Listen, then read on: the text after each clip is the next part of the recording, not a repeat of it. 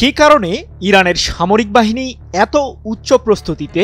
দেশটির সশস্ত্র বাহিনীর প্রধান মেজর জেনারেল আব্দুল রাহিম মুসাভি জানালেন 100% প্রস্তুতি নিয়েছে তার বাহিনী। মুসাভির এই হুঁশিয়ারি কি নতুন যুদ্ধের ঘণ্টা বাজালো? কারণ ইরানের সামরিক বাহিনীতে এরই মধ্যে যোগ হয়েছে রাশিয়ার যুদ্ধবিমান। এমন প্রেক্ষাপটে কোন পথে যাচ্ছে মধ্যপ্রাচ্য পরিস্থিতি?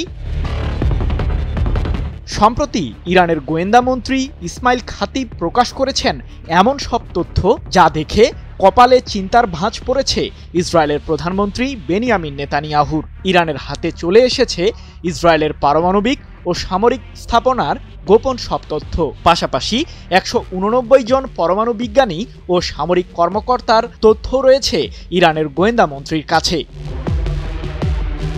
এদিকে ইরানের সশস্ত্র বাহিনীর প্রধানের মুখে শোনা গেল যুদ্ধের বার্তা।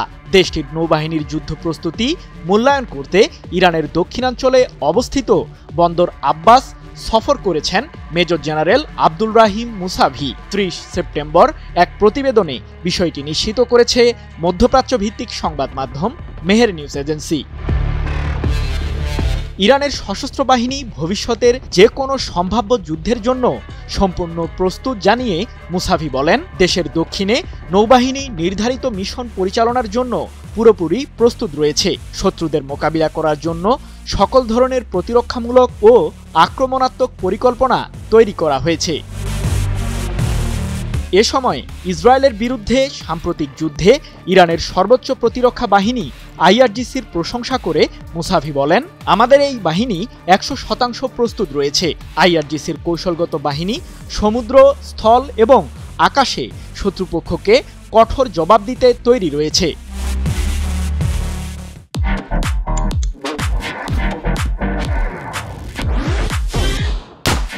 সম্প্রতি ইরানের সামরিক বহরের শক্তি বৃদ্ধি করতে যোগ দিয়েছে রাশিয়ার বেশ কয়েকটি মিগ-29 সিরিজের যুদ্ধবিমান। তবে ইসরায়েলের অত্যাধুনিক যুদ্ধবিমান F-35 এর চেয়ে যুদ্ধ ক্ষমতায় পিছিয়ে রয়েছে মিগ-29। এমন বাস্তবতায় আসন্ন যুদ্ধে আকাশপথে ইসরায়েলকে কিভাবে মোকাবিলা করবে তেহরান, সে প্রশ্ন থেকেই যায়। সৃজন মাহমুদ, নিউজ 24।